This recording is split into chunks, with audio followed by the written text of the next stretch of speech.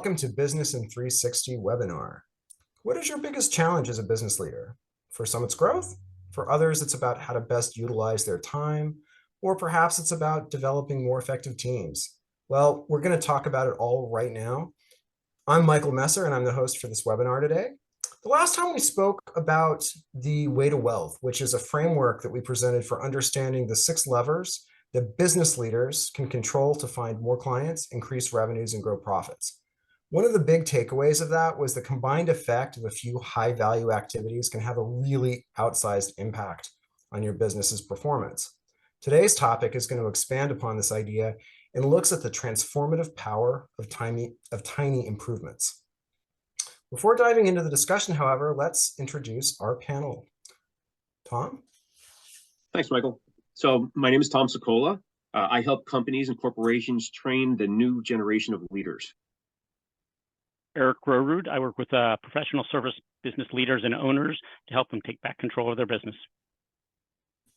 Hi, I'm Eric De La Fuente, also known as EDLF, and I work with small consultancies and SaaS businesses to help grow their revenue. Hi, I'm Juliette Massol from Ontario. I'm a healthcare professional, and I help other business owners to build their business confidence and competence. And again, my name is Michael Messer, and my business coaching practice focuses on helping business leaders create more valuable companies and stronger communities. All of us on this webinar are focal point coaches. Our goal here is to help business leaders to think differently, to think bigger, and more clearly about the businesses that you're in. So today, I'm going to have Tom kick us off on our topic. So Tom, why don't you take it away? All right, excellent. Thank you, Michael.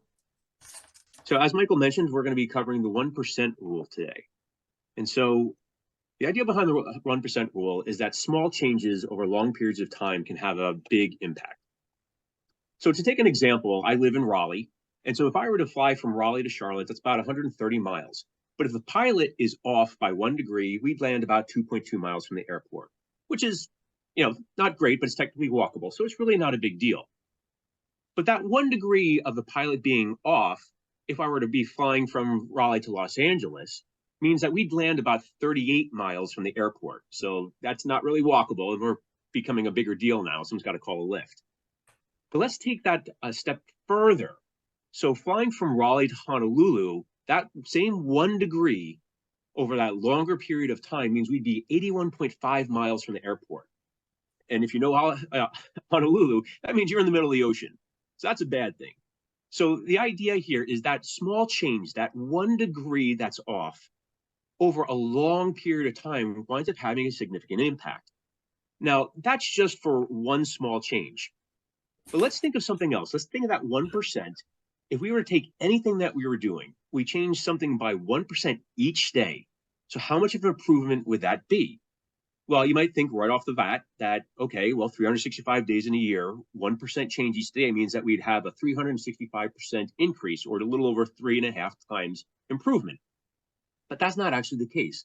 When you start getting into compounding, the power of tiny gains, that same 1% change compounded over 365 days means that you're really increasing your improvement by 3,778 times, or percent, excuse me, or over 38 times. That's a massive improvement just by making a tiny gain each day.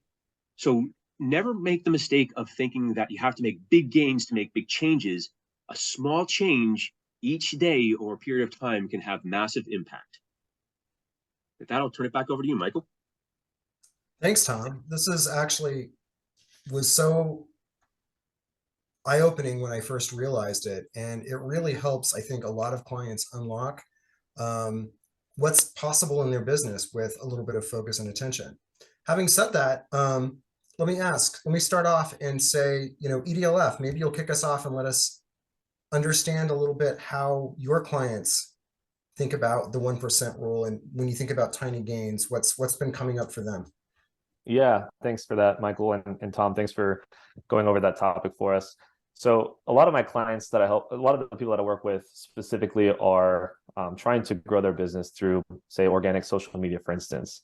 And one of the things that involves is continuously trying to build their audience. And there's a lot of different ways to do that. But one thing that I encourage them is to have, that 1% of output every single day, because as Tom mentioned, it does compound over time. So what that might look like in practice is, let's say you're trying to build an audience on LinkedIn, for instance. Maybe you have 1,000 followers, maybe you don't. But by continuously pushing some type of content out there every single day and continuously reaching out every single day and engaging with people every single day over a course of a year, that 1,000 followers, or even if you didn't have any at all, is going to expand and compound exponentially. And so typically we'll see results a lot sooner than a year when we're trying to do something like that, but the point remains the same, right? Over time, you do start to see that success compound. Eric, I know that you work in the professional services space with leaders. How do you see this theory kind of playing out in a corporate setting as leaders think about meeting their goals and objectives? I think it's a lot about sort of activity and how people spend time and how they sort of reallocate it and think about things in slight changes, right? If I spend, just do one more phone call or, 1% more of something each day, it changes some of the habits of people. And so when people, I'm talking a lot with people about how much time they spend thinking about their strategy. And so if you just think about increasing the amount of time you spend, focused on strategy versus doing, and just a little bit, probably not as much on the compounding side, but even the differences that Tom was talking about in the non-compounding way, still those small changes really make a big difference in the time that people are spending thinking about where they want their business to go versus sort of firefighting. You said something really interesting. You said the word habit, right? About developing habits. Julie, what do you've worked in a space as an occupational therapist where building healthy habits is really important, and you do that with your clients now. Talk to us a little bit about the importance of habits and what it can do for a business. Yeah, I mean, the 1% rule is really the foundation of behavior change. If you can show up every day and do something that you need to pivot towards, and you move there 1% at a time, you will be able to slowly over time get to your goal.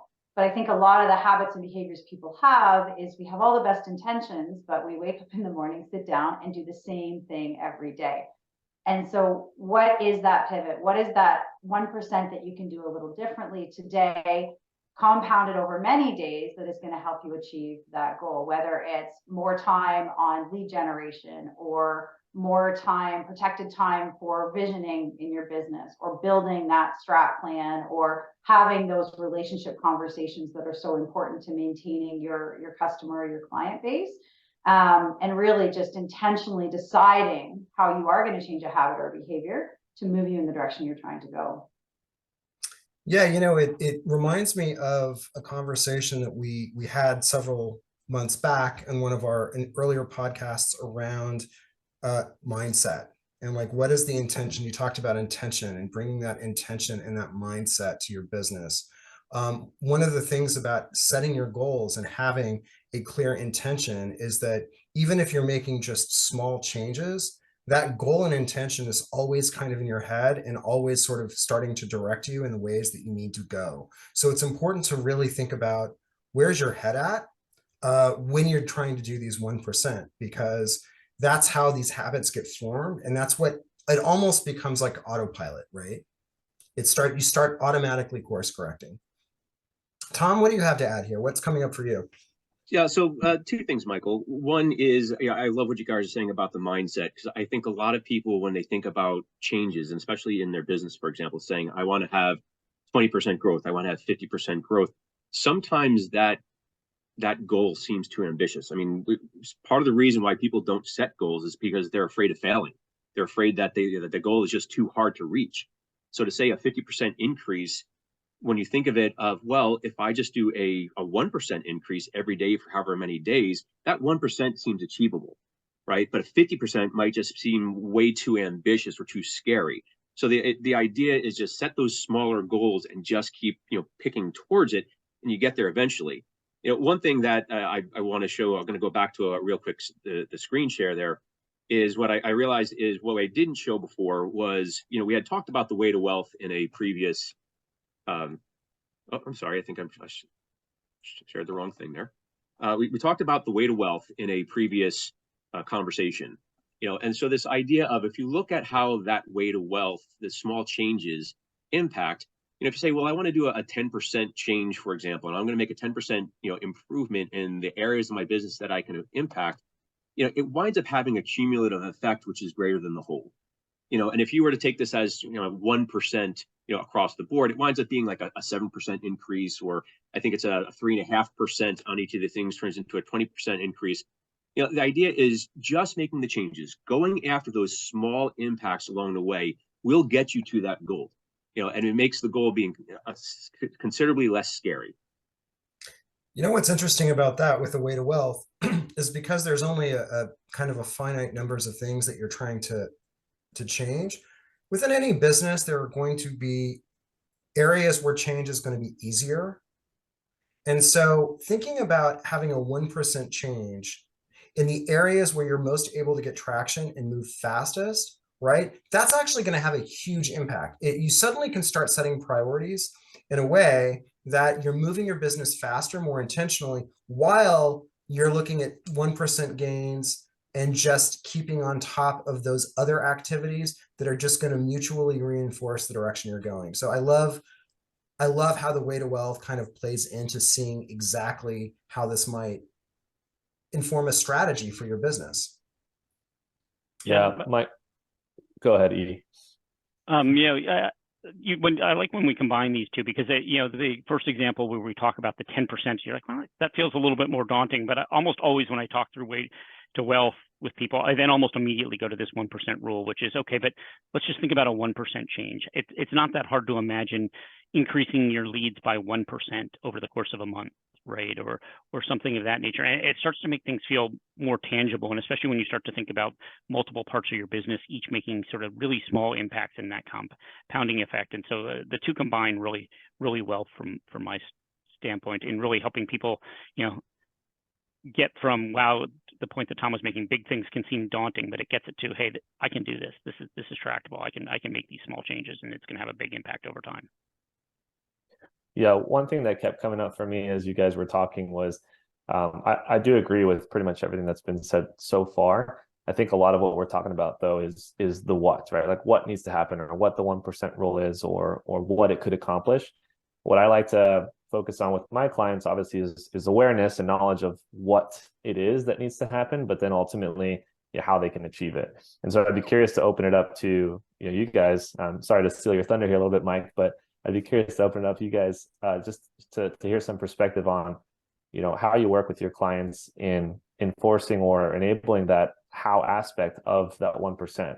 So for me, for instance, right, what I remind my clients about is if they do have a goal, right, let's say it's increase revenue by 30% or whatever it was that you were saying earlier, Tom, and we start to break that down into, well, what if we have 1% a change or 1% improvement every single day? It's like, okay, like, yeah, I can see how that would work. Okay, 1%, it's achievable, et cetera. But then how do I achieve that, right? What do I need to do in order to make that happen? What are the mechanisms that I need to establish in place in order to continuously grow by 1% every single day? And so, what I do is I kind of remind them, right? Or have them remind themselves, what is that ultimate goal? What is it that they're striving towards? So that way they can remember, okay, I'm doing this 1% every single day because I'm trying to get here, right? And then ultimately we can talk specifically about what their challenges are, what the tactics are that they're deploying each and every day in order to get to that thing. But I'd be curious to hear if anyone else, has thoughts on that. Yeah, I could definitely do. I think there's two parts to that. One is I also try to remind people that 1% doesn't need to be accomplished specifically by them.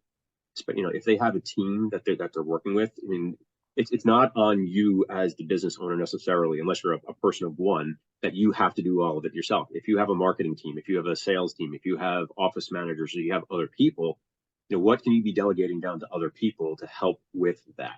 And so especially in a large corporation, for example, I mean, obviously you have different verticals. If you're trying to make a 30% goal, well, if each department works on 2%, depending on how many departments, you get there. All right, so that's part of it. The other is like you mentioned is the what is time to look at the mechanisms, asking them, what are you doing each day for your lead generation? What are you doing, as far as looking at, what you're able to sell to the clients? And then just brainstorming, how do you expand that? What are the choke points in the area that you can overcome? What are the easiest things, as Michael said before, that are kind of quick wins? So sort of look across the gamut. You figure out, as we talked about, what the gap is between where they are and where they want to be, and what's the most impactful things that they can do to try and just get that 1%. And then they find that the brainstorming really helps them come up with a lot of ideas as to how they get to where they want to go. Julie, what do you have here?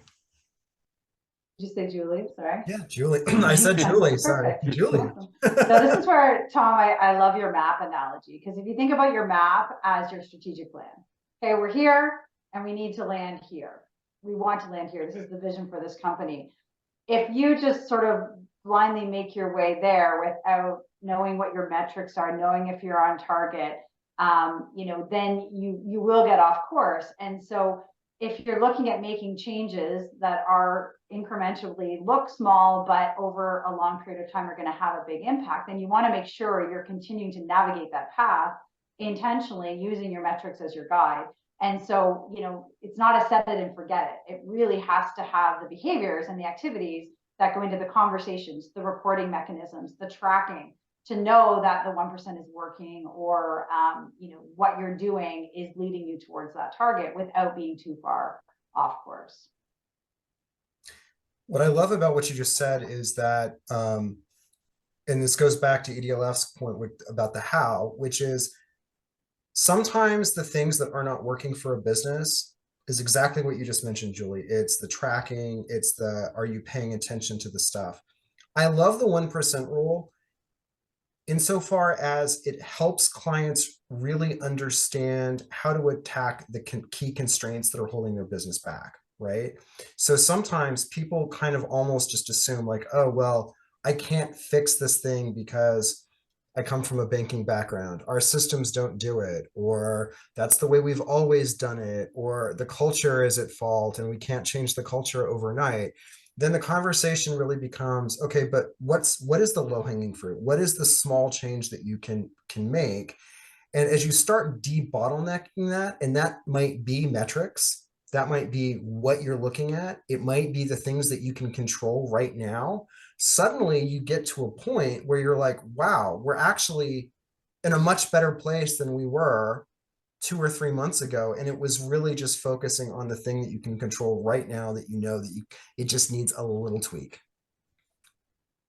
Yeah. So, when Eric asked the question, the first thing I thought about is, when I first see this graph that Tom puts up, it's like 365 days. You go, wow, that's a lot of compounding. But I also think about the fact that I work a lot with professional services, and a lot of times those are hourly rate. They're charging people by hourly rates and things of that nature. And what you realize is it's a repeated game in professional services. If you were $100 an hour and you increase your rate by just 1%, across a year, when you work 2,000 hours, that's $2,000 more an hour per employee times the number of employees. So that compounding effect, right? Sometimes you think in days, but in certain industries, it's very much about how can we tweak small pieces that happen repeated times, right? And so, if you increase your rates by 1% or your billable hours by just 1%, the compounding across a larger organization can really have profound impacts. And so a lot of times it's just helping people realize that small change that seems very doable can really have a dramatic impact across a business.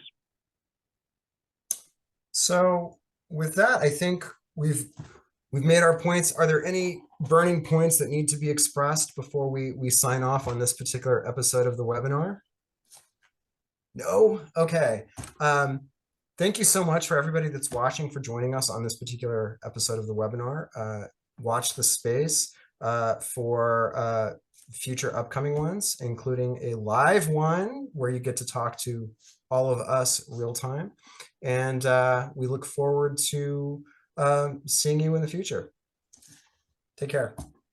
Thanks, everyone. Yeah, thanks.